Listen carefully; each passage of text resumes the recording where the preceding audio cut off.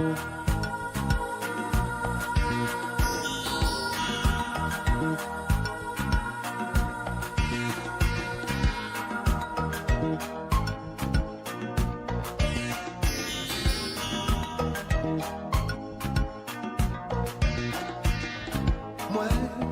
pas tes que jamais comprendre, qui n'était que rivaux. En le temps passé, je sais dit ou pas même changer. M'en pas te qu'à s'y poser, m'en te créé par les bancs, m'en te même oublié, ça m'en te qu'à ricocher, ou un seul coup d'yeux qu'à moi craquer. M'en te qu'à y résister.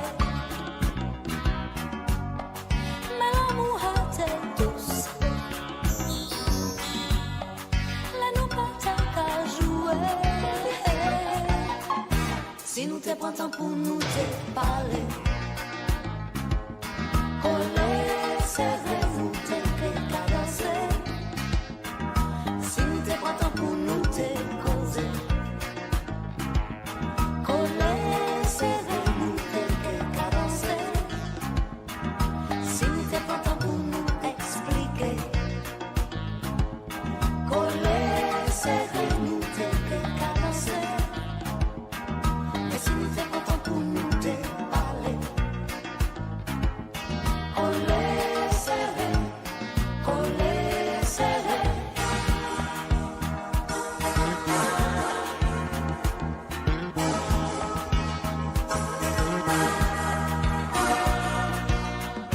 Ou là tout près moins qu'à sourire, et ça qu'à moins envie. Djembe ou en bras moins pour nous périr commencer. Si nous t'es pas temps pour nous te parler, coller, serrer, nous On va directement enchaîner avec la présentation du docteur Olga, gastro-entérologue à l'hôpital La Quintini, qui, elle, va se pencher sur les douleurs abdominales aux urgences du point de vue de sa discipline, qui est la gastro-entérologie. Donc, sans plus attendre, docteur Olga Machekam, bienvenue sur le plateau. Vous avez la parole pour votre présentation. Merci. Bonjour à nous tous et bienvenue à cette TPU sur les journées thématiques du clinicien proposées par l'association Medcamer qui porte sur les douleurs abdominales aiguës aux urgences. Donc 4 jours durant lesquels nous allons nous épandre de long en large sur les différents aspects. Nous allons donc ce soir parler des orientations diagnostiques. Le plan abordé est le suivant. Donc, les douleurs abdominales sont des douleurs spontanées qui se projettent sur l'abdomen. Ce sont des sensations de malaise, de détresse ou d'agonie. Elles sont dites aiguës lorsqu'elles évoluent depuis moins de 7 jours ou chroniques au-delà de 3 mois. Elles sont secondaires à des désordres ou à des dommages tissulaires ou encore à des maladies fonctionnelles. C'est un tableau qui est source d'angoisse et de manifestations émotionnelles. La douleur abdominale aiguë est un motif fréquent de consultation au service des urgences. Donc, l'étiologie est fréquemment médicale. 10 à 15% des patients bénéficieront d'une hospitalisation et malheureusement un tiers d'entre eux resteront sans diagnostic à l'issue de l'investigation initiale. Les étiologies de ces douleurs abdominales sont souvent digestives, urologiques ou vasculaires, mais elles peuvent être aussi c'est-à-dire thoraciques, neurologiques ou métaboliques. Le risque ici est de méconnaître une urgence chirurgicale ou médicale. L'objectif donc de la consultation en urgence ou les objectifs est essentiellement d'écarter cette urgence médico-chirurgicale pouvant mettre en jeu le pronostic vital du patient à court terme, mais aussi de pouvoir différencier et établir un diagnostic qui soit d'organe versus une pathologie fonctionnelle. Sur le plan physiopathologie, nous pouvons dire que au niveau du système digestif, on a une double innervation sensitive. Les fibres du péritoine pariétal empruntant celles du système nerveux central, tandis que celles du péritoine viscéral empruntent la voie parasympathique du système nerveux autonome. La séreuse péritonéale, elle est stimulée par des phénomènes d'inflammation ou d'irritation avec réaction par des contractures réflexes de la paroi qui sont habituellement proches de l'organe atteint. Par contre, les viscères, eux, sont stimulés par des lésions telles que des distensions ou des tractions. Le seuil, ici, pouvant être diminué en présence de phénomènes pathologiques qui peuvent être une inflammation, une agression chimique, une ulcération ou une ischémie. L'influx donc vient par les racines et les cordes postérieures de la moelle avec des afférences d'un dermatome cutané, ce qui peut expliquer les douleurs projetées superficielles sur un métamère cutané à distance de l'organe atteint. Sur le plan clinique, donc, c'est essentiellement les principaux temps de l'examen clinique, c'est à savoir l'anamnèse avec l'examen physique et ses 4 principaux temps. L'interrogatoire ici nécessite du temps et de l'attention. C'est un exercice qui n'est pas toujours facile car il se fait en période de crise, mais qui révèle un intérêt capital parce qu'il nous permet d'orienter le diagnostic et surtout de juger de la nécessité et du type d'examen complémentaire à réaliser. Cette anamnèse recueille également les principaux antécédents médico-chirurgicaux ou médicamenteux du patient, ainsi que ses habitudes toxiques, la notion d'un traumatisme ancien ou pas, l'horaire d'un éventuel repas, la date des dernières règles ou les antécédents familiaux qui pourront être contributifs. Donc après l'anamnèse, avec l'anamnèse, la description des caractéristiques de la douleur. Je nous ai mis ici ce petit sigle qui est très bien utilisé au cours de nos enseignements de sémiologie, qui est CITIFES, les principales caractéristiques de la douleur. On va rapidement aller en décrivant le S comme le siège de la douleur. Vous avez ici sur la diapo les principaux cadrans ou les différentes régions de l'abdomen. La diapo suivante nous présente les différents organes ou les différentes pathologies que l'on peut évoquer en présence d'une douleur localisée dans une de ces différentes régions.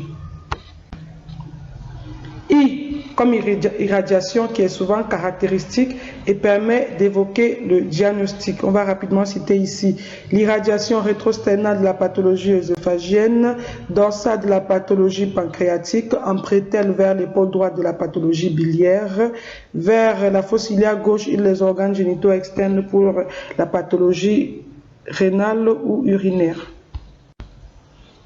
T comme type de la douleur qui est un élément d'orientation important, on peut citer donc la douleur à type de brûlure, de crampe, de pesanteur ou la douleur de type solaire qui est caractéristique de la douleur pancréatique.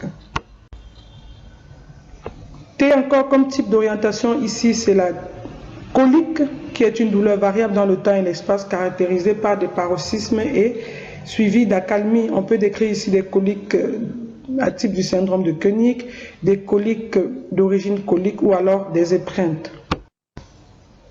I comme intensité, nous savons que c'est un symptôme assez subjectif, mais pour lequel il est important de réaliser une évaluation. Différentes échelles sont proposées. La plus utilisée, c'est l'EVA, l'échelle visuelle analogique. Important également de faire cette évaluation parce qu'il nous permettra d'organiser la gestion des antalgiques. Il faut également noter si le patient pour sa douleur a dû faire appel à un médecin, s'il a eu recours à des antalgiques pour lesquels il faut donc préciser le type et la voie d'administration, noter l'éventualité d'un comportement lors de la crise tel qu'une agitation ou une prostration. F donc comme facteur influençant la douleur, deux principaux groupes. Il y a des facteurs calmants comme la prise d'alimentation dans le syndrome ulcéreux, la prise de certains médicaments comme des antiacides dans les douleurs gastriques, les antispasmodiques ou l'accalmie par un phénomène de vomissement sur les tableaux de stase ou d'occlusion, la débâcle de sel et de gaz dans les occlusions basses, la présence d'une position entagique comme l'antéflexion en chien de fusil dans la douleur pancréatique, ou alors la modification par les loisirs comme on le verra bien dans les troubles fonctionnels digestifs. Toujours comme facteur influençant la douleur, mais cette fois-ci les facteurs favorisants ou aggravants, comme la prise de certains aliments acides ou l'alcool dans les pathologies de reflux de gastrite, l'exacerbation par la toux ou l'inspiration profonde dans la colique hépatique, la prise de médicaments gastrotoxiques dans les pathologies gastriques, ou alors des phénomènes de stress dans les troubles fonctionnels digestifs. Comme évolution pour lequel il faut noter 3 notions importantes: l'horaire de survenue, l'allure évolutive et l'évolution à long terme. Enfin, S comme les signes associés qui peuvent être digestifs, extradigestifs ou généraux. Après l'anamnèse, on a l'examen physique pour lequel il faut noter d'emblée les constantes hémodynamiques et la température du patient, comme depuis le début de l'examen, dans une salle calme. Patient allongé sur le dos, tête à plat, jambes semi-fléchies, les mains le long du corps, si possible, après une miction évacuatrice pour permettre de bien relâcher la paroi abdominale. Nous le précisons toujours, nous aimons le faire en gastro-entérologie. L'examen se fait du bout de la bouche à l'extrémité de l'anus. À l'inspection, il est important de noter l'aspect du visage du patient qui est souvent beaucoup plus communicant que ses propos. On peut avoir l'attitude globale du patient ou une éventuelle position antalgique. On va noter si c'est un patient qui est agité, comme dans la colique néphrétique qui est frénétique, ou alors si c'est un patient qui est plutôt calme, comme dans la colique hépatique qui est pathétique. On va également noter la coloration cutanée, l'éventualité d'un ictère, des marbrures dans un tableau de choc ou des frissons. Toujours à l'inspection, il faut noter les différentes cicatrices abdominales, les manifestations cutanées, les mouvements de la paroi abdominale pouvant accompagner la respiration et surtout noter l'environnement du patient. La palpation qui doit être douce avec des mains réchauffées doit débuter idéalement en zone non douloureuse. Elle a une valeur localisatrice si elle est superposée à la douleur spontanée. La valeur diagnostique est précise lorsqu'on est devant une contraction involontaire. Ici, donc, on peut décrire la défense, qui est une contraction passagère et douloureuse des muscles de la paroi abdominale et qui signe une atteinte péritonéale localisée. Contrairement à la contracture qui est une contraction prolongée, involontaire et diffuse. La palpation peut également retrouver un syndrome de masse qui peut être intra- ou rétropéritonéale, parfois expansive ou pariétale. Il est également important de palper les différents orifices herniaires, les cicatrices et surtout celles qui sont crurales.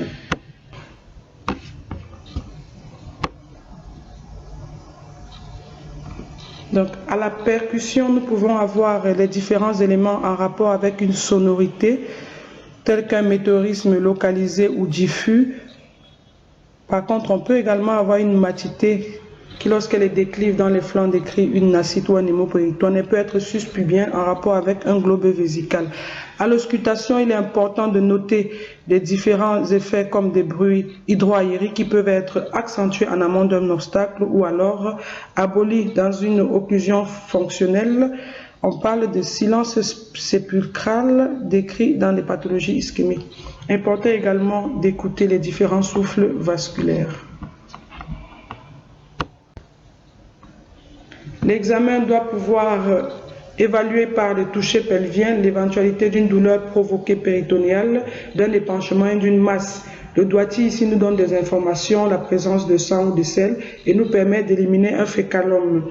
L'examen abdominal à ce niveau doit toujours être complété par l'examen des autres appareils. Nous aimons à le dire aux collaborateurs beaucoup plus jeunes de ne jamais hésiter à répéter régulièrement l'examen du patient, toujours aller au chevet du patient, repartir si besoin, si nous avions des doutes par rapport à un signe. Après donc l'interrogatoire et l'examen physique, important par rapport au diagnostic paraclinique. Sur le plan biologique, on a le bilan de routine aux urgences, c'est habituel, c'est connu, une numération avec un taux de plaquettes, une CRP, un groupe sanguin. On peut y associer la recherche des agglutinines irrégulières en cas de saignement ou d'indication chirurgicale, un ionogramme, une évaluation de la fonction rénale, des lactates, un bilan hépatique complet, une lipasémie, des bêta-ACG chez la femme enceinte en âge de procréer, ou un prélèvement d'hémoculture en présence de fièvre ou de frissons. Également associé une bandelette urinaire qui pourrait être complétée par un SBU si cette dernière est positive. Ne jamais oublier de réaliser un électrocardiogramme devant la suspicion d'une pathologie vasculaire cardiaque comme une suspicion d'infarctus du myocarde ou d'angor coronarien. Ce bilan pourra donc être complété selon l'étiologie suspectée. Toujours sur le plan paraclinique, mais de l'imagerie cette fois-ci, on a la radiographie conventionnelle qui doit être faite en absence de toute grossesse chez la femme en âge de procréer. L'ASP nous permet de visualiser des niveaux hydroaériques et donc de préciser les caractéristiques comme le siège, le nombre et l'aspect. On peut également noter un pneumopéritoine, une aérobilie, une stercolite appendiculaire, une grisaille diffuse en faveur d'un épanchement intrapéritonéal ou alors des opacités sur des trajets urétéro ou biliaires en rapport avec des lithiases. Une radiographie du thorax peut être faite à la recherche d'une pneumopathie basale.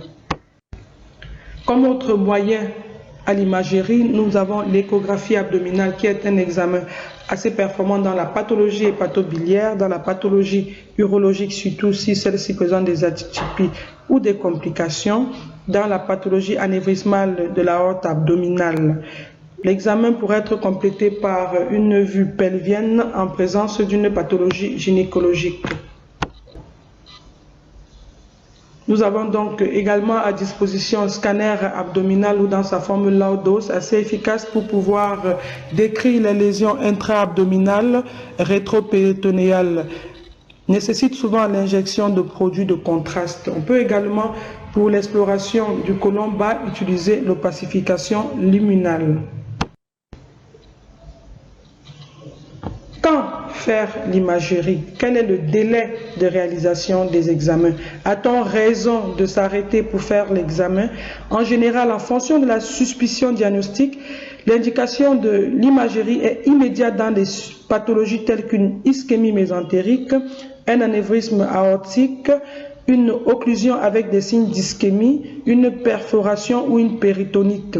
Peut être fait dans les 6 heures en suspicion de cholécystite, d'appendicite, de colite, de diverticule ou devant une occlusion sans signe d'ischémie.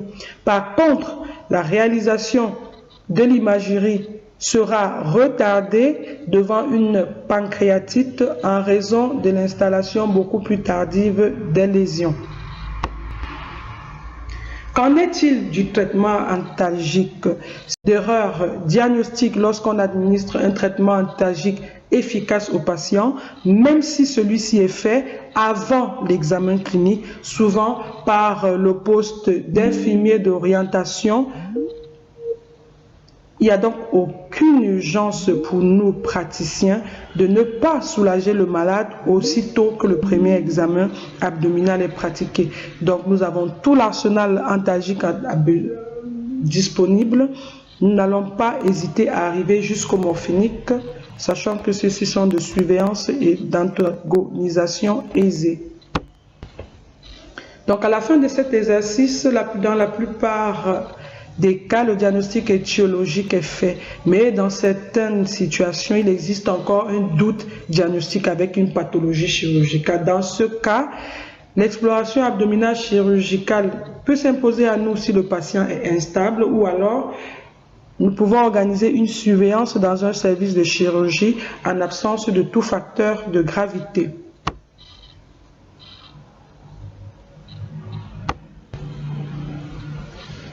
Et donc, en contexte d'urgence, qu'est-ce que nous devons faire? Rapidement relever le terrain du patient. Est-ce qu'il s'agit d'un terrain d'immunodépression, une grossesse ou un traumatisme?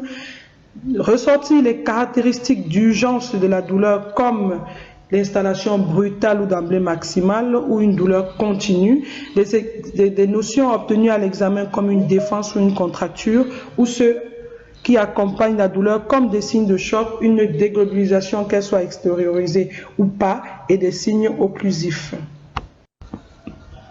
Ainsi donc, il est important de mettre en œuvre rapidement les moyens d'imagerie adaptés et parfois la prise en charge thérapeutique d'emblée chirurgicale lorsque celle-ci s'impose. Ainsi donc, le chirurgien et l'anesthésiste devront être prévenus au plus tôt, le patient devant être maintenu à jeun, les bilans biologiques préopératoires accélérés. Qu'est-ce qu'on peut donc avoir sur le plan de l'urgence? Sur les causes digestives, nous pouvons avoir des perforations d'organes. Ce sont des douleurs qui sont localisées, rapidement généralisées, avec une défense qui se complète par une contracture. On peut avoir un syndrome septique à la faveur d'une réaction péritonéale, inflammatoire et infectieuse. Les signes initiaux dépendent de la cause. On peut citer par exemple l'ulcère gastro-duodénal qui peut se présenter sous une forme de perforation d'emblée ou alors être une complication d'une évolution au long cours d'un syndrome ulcéreux. On a la perforation du cerf dans sa forme bouchée pour laquelle la réaction péritonéale peut manquer au diagnostic. On peut donc avoir une perforation sous un obstacle tumoral pour lequel on aura, en plus de l'altération de l'état général, des signes occlusifs. Ici, l'ASP centré sur les coupoles nous permettra de voir un éventuel pneumopéritoine contre-indiquant ainsi tout geste d'endoscopie. On peut également avoir un volvulus qui est décrit comme la rotation d'une partie ou d'un organe total autour de son axe de rotation, l'organe libre dans la cavité péritonéale, ce qui entraîne une altération de la vascularisation avec des effets d'ischémie, de perforation et de péritonite. Ici, la détention rapide doit être faite en sauvetage. L'ASP peut suffire. On peut être amené à faire une endoscopie de façon urgente, toujours en absence de perforation, s'il s'agit d'un volvulus du sigmoïde. Ici, l'examen permettra de faire la détorsion avec exsufflation et d'évaluer le bilan lésionnel muqueux. Dans les causes vasculaires, on peut avoir des thromboses mésentériques veineuses ou artérielles. L'examen de choix ici est l'angioscanner abdominal. Une laparotomie s'impose en présence des signes de péritonite. Juste à titre de rappel, devant une suspicion d'ischémie artérielle, souvent c'est un patient âgé qui a des facteurs de risque cardiovasculaires qui présentent des signes cliniques vasculaires comme une claudication des membres inférieurs comme un engorge d'effort. Ici, la revascularisation est urgente. On a également le tableau d'occlusion qui se manifeste par des douleurs diffuses avec des signes péritonéaux en cas de perforation. On peut avoir un météorisme abdominal central et éventuellement des signes de lutte. On a également associé vomissement ou un arrêt de matière et de gaz. C'est l'apanage des hernies étranglées ou des tumeurs rectales. Ici, l'ASP permettra de visualiser des niveaux hydroaériques dont les caractéristiques pourront présager du site d'occlusion grêle ou colique.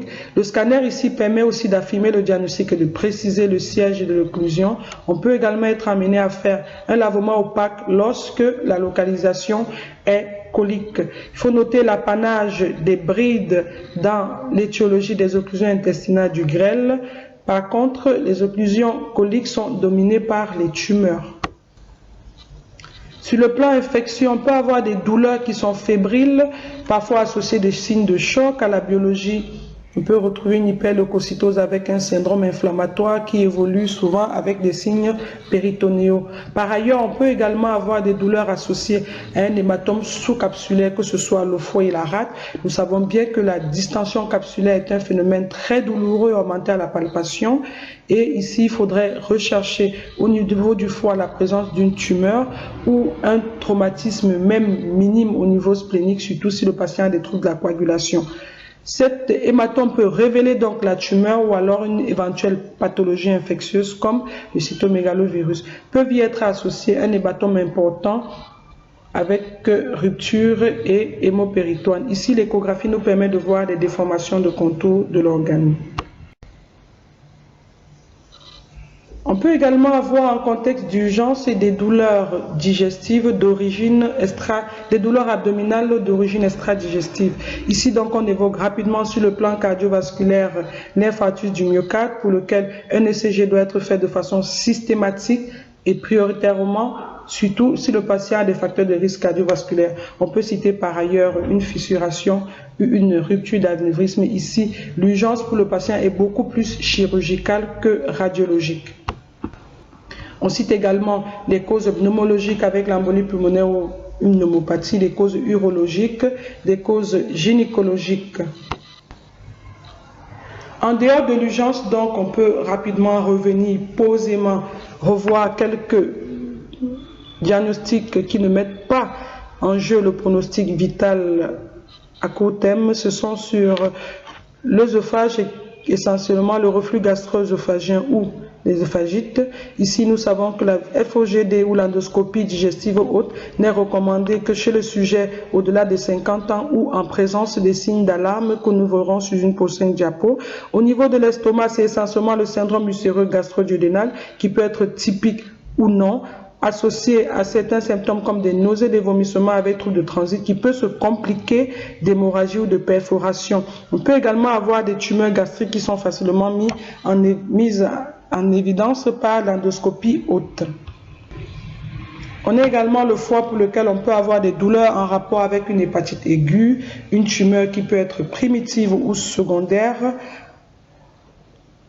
une infection comme l'amibiase hépatique. Ici, l'échographie nous permet de voir la lésion et de suspecter une douleur, pas de suspecter, de confirmer un signe de Murphy échographique qui est la douleur au passage de la sonde. Au niveau du pancréas, essentiellement, c'est la douleur de pancréatite aiguë qui est une douleur typique épigastrique d'apparition rapide intense qui irradie dans le dos, majoré par l'alimentation en raison de la stimulation des sécrétions pancréatiques et partiellement soulagé par l'anteflexion, la position en chien de fusil. La biologie ici est caractéristique en montrant une élévation de la lipasémie au-delà de 3 fois la normale, élévation pas souvent retrouvée lorsque nous sommes en présence d'une exacerbation aiguë sur un terrain de pancréatite chronique. Ici donc l'imagerie pourrait être différée de 48 à 72 heures en raison de l'installation ferrée des lésions. Au niveau des voies biliaires, on peut donc citer la colite hépatique. Ce sont des lésions qui sont sensibles au niveau de l'échographie qui permet de voir la distension de la vésicule et de caractériser sa paroi. Ça peut être un épaississement ou un dédoublement de paroi. Permet également de voir la distension des voies biliaires intra- et extra-hépatiques. Au niveau du côlon, on peut être amené à avoir des infections intestinale aiguë avec une symptomatologie variable. Il faut noter qu'ici, la douleur est au second plan. Donc, on a un syndrome dysentérique, un syndrome gastro-entéritique ou cholérique qui peut être donc associé à des vomissements et des signes septiques et une déshydratation importante. L'actualité de nous tous est connue avec la notion de choléra qui est active dans notre pays en ce moment.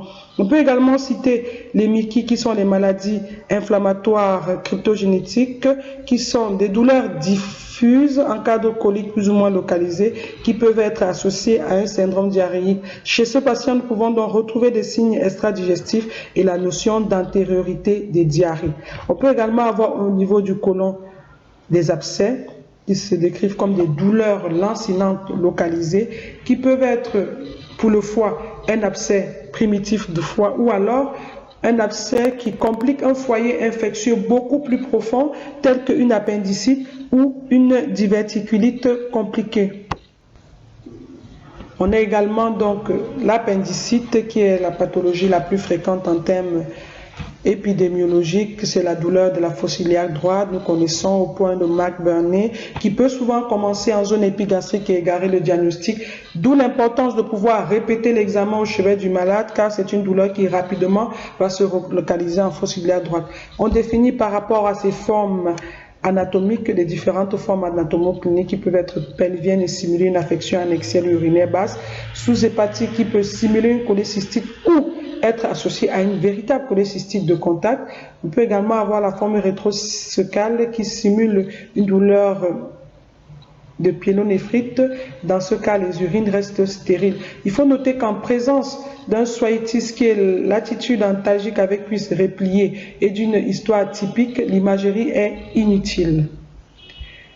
Enfin, nous pouvons citer la sigmoïdite qui est la classique appendicite à gauche qui survient souvent chez les patients qui présentent une diverticulose.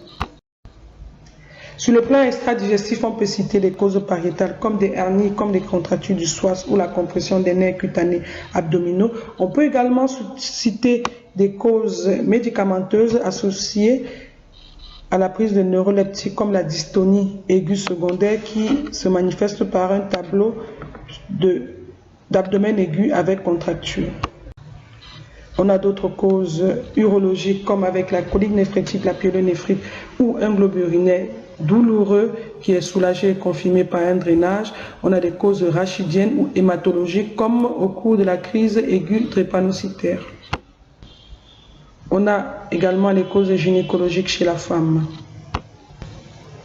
Sur le plan métabolique, j'ai souhaité terminer par ce petit tableau sur lequel nous allons nous attarder un tout petit peu parce que dans notre contexte, nous avons l'utilisation détournée de la corticothérapie qui prend de l'essor. Donc, il peut être amené à recevoir. C'est pour ça qu'il est important de bien d'interroger les malades, de déshabiller les patients parce que c'est souvent dans notre contexte des sujets femmes mais aussi des hommes qui viennent avec une dépigmentation, des douleurs abdominales d'intensité variable qui peuvent se présenter avec une contracture. On note une chute tensionnelle, une déshydratation, des nausées, vomissements ou diarrhée. Plus ou moins, on peut avoir de la fièvre, mais il y a également des troubles psychiques. La biologie retrouve un important désordre avec hyponatrémie, hypercalémie et hypoglycémie. Le traitement médical est urgent et la chirurgie est délétère. Donc, on retrouve souvent dans ces histoires une interruption pour autre raison du traitement par corticothérapie. D'autres éléments peuvent être cités et qui sont moins fréquents. Donc, cette autre diapo pour pouvoir faire un petit point sur comment différencier une douleur organique d'une douleur fonctionnelle. Il faut noter que la limite n'est jamais nette. Toujours est-il que la présence de signes d'alarme est en faveur d'une pathologie organique. On peut citer un âge au-delà de 50 ans, un amaigrissement, le caractère nocturne des douleurs, une dysphagie, une hémorragie digestive extériorisée ou pas, ou alors une anémie, une modification récente des symptômes anciennement connus et étiquetés comme fonctionnels, l'influence du stress et des facteurs psychologiques. Il faut noter qu'on a des douleurs qui sont typiques de la maladie organique comme la douleur biliaire et la douleur pancréatique. Donc en conclusion, nous allons pouvoir dire que la douleur abdominale aiguë est un motif fréquent de consultation aux urgences qui repose sur le trépied examen clinique, biologie et imagerie. Le challenge des grandes urgences est de celui nous permettant de faire le point sur les pathologies, pouvant mettre en jeu le pronostic vital à court terme. Toujours, et le noter maintenant dans nos pratiques, l'antalgie doit avoir une place de choix. Ainsi, nous pouvons ensemble briser les tabous des diagnostics ou des étiologies des douleurs abdominales aiguës aux urgences. Sur ce, nous vous remercions pour votre attention et nous vous invitons à rester toujours alerte pendant ces 4 jours de présence aux urgences pour les journées thématiques du clinicien avec Maître Kamer. Je vous remercie.